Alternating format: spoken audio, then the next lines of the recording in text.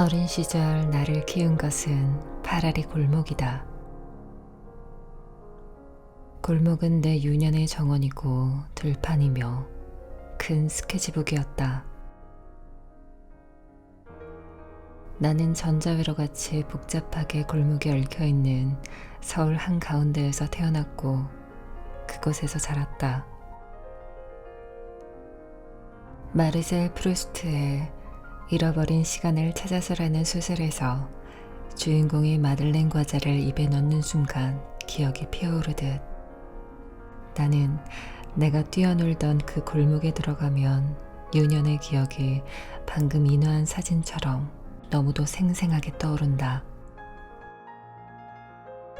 그 골목의 외곽에는 을지면옥이라는 유명한 냉면집이 있고 동네는 세운지구라는 개발구역에 편입되어 이러지도 저러지도 못한 채 골목 옛 모습대로 입정동이라는 이름으로 아직도 살아있다.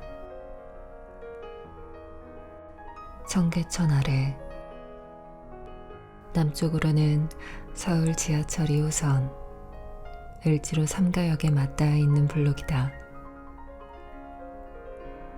예전에 그곳에 갓을 만드는 갓방들이 있었고 유명한 우물이 있었던 모양이다.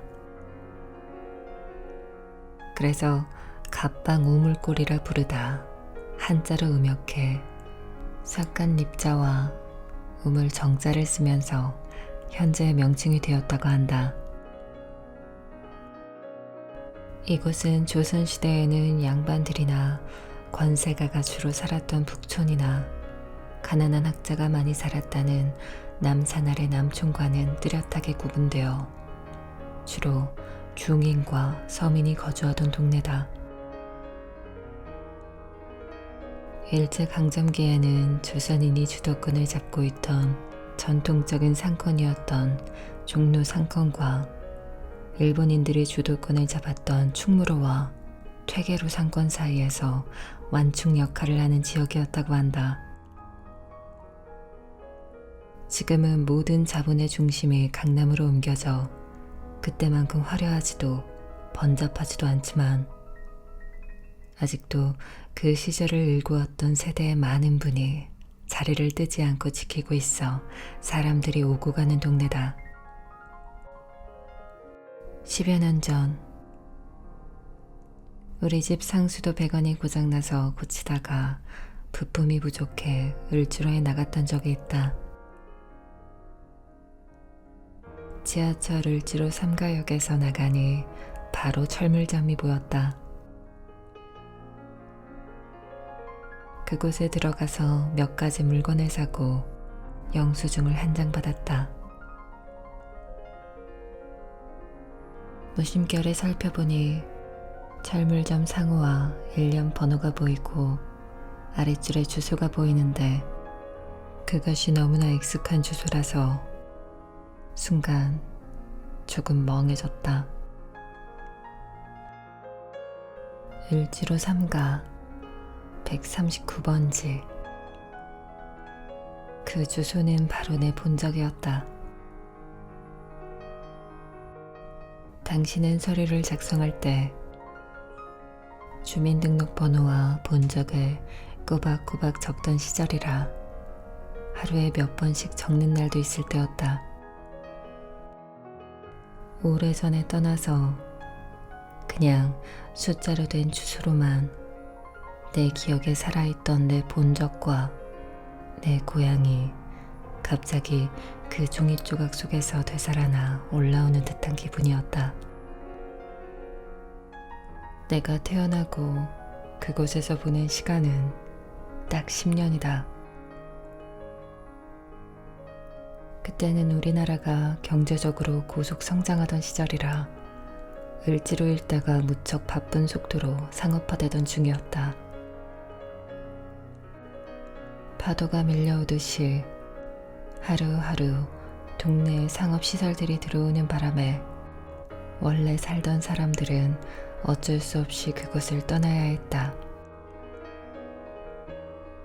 사람들이 떠나고 상점과 공장이 그곳을 채우면서 동네의 아이들이 점점 줄었고 학교의 학급도 줄어들더니 급기야 폐교되었다. 내가 다니던 청계초등학교도 사라졌는데 지금 을지로 입구 페럼타워라는 높은 건물 자리에 있었다. 내가 학교를 다니던 시절 을지로통은 무척 한가했다. 대로변으로 고만고만한 작은 가게들이 늘어서 있었고 전차가 딸랑거리면서 다녔다. 자동차는 드물었고 말을 탄 경찰이 지나다니기도 했다. 우마차는 흔히 볼 수 있었는데 우마차를 끄는 소가 길에 배설물을 한 무더기 쏟아놓고 가기도 했다.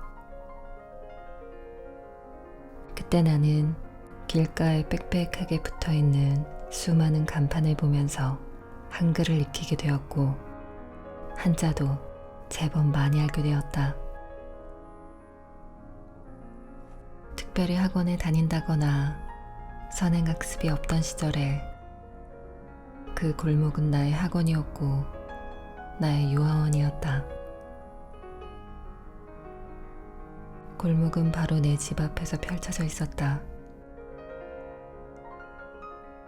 그 안에서 공도 차고 구슬도 굴리고 딱지치기도 했지만 내가 가장 좋아했던 노래는 골목을 돌아다니는 일이었다. 골목을 샅샅이 뒤지고 다니다 보니 그 범위가 입정동에서 수표동, 장교동, 삼각동, 수화동으로 넓혀졌고 깊어졌다.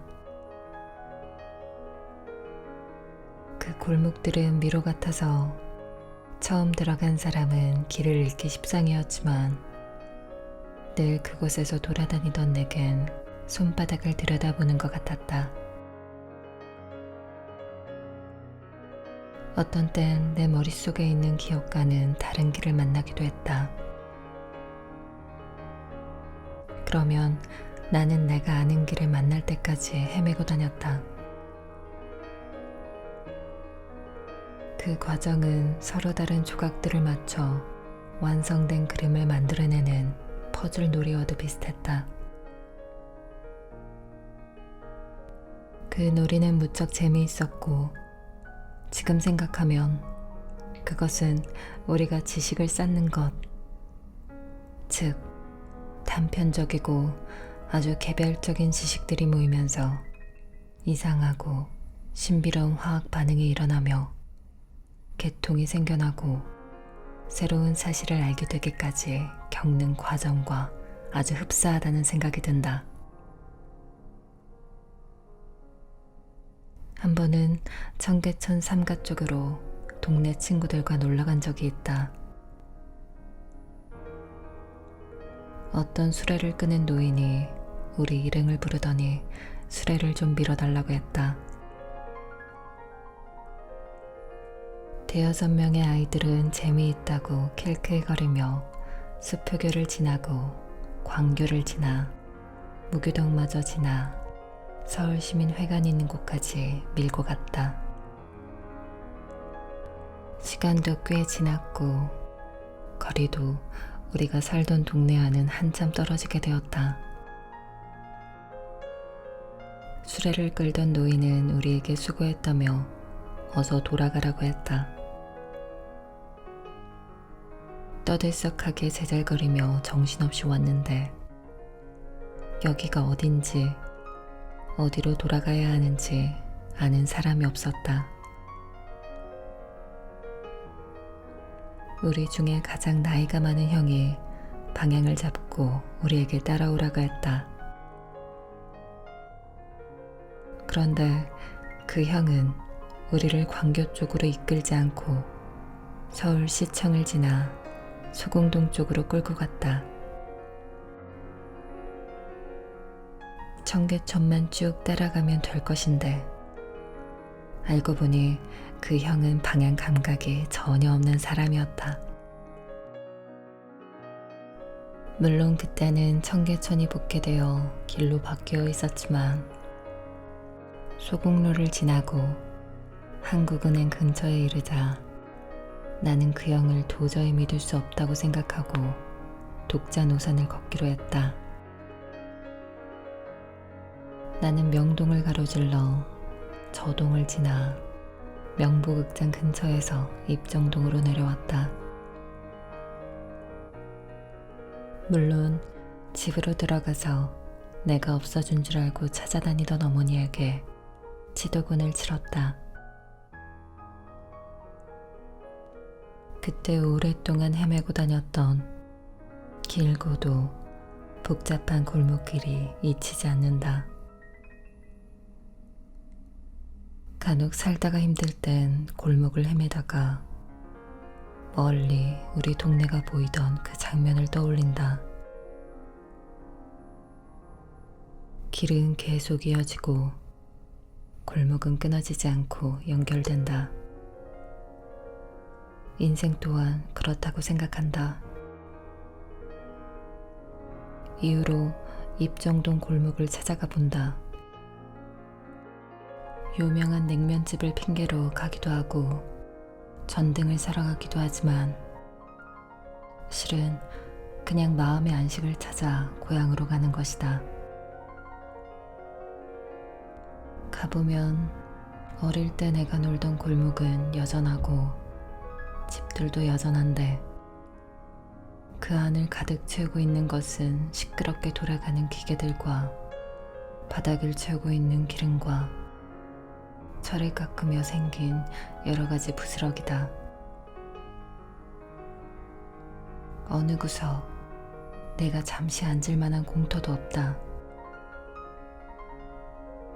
그러나 조금 막히기도 하고 조금 어지러워지기도 했지만 아직 어릴 때 나를 바라봐주고 돌봐주던 선한 눈빛이 남아있고 나에게 닿았던 그 온도가 남아있어서 마음이 푸근해진다. 이런 것이 고향의 느낌이구나 하는 생각이 든다.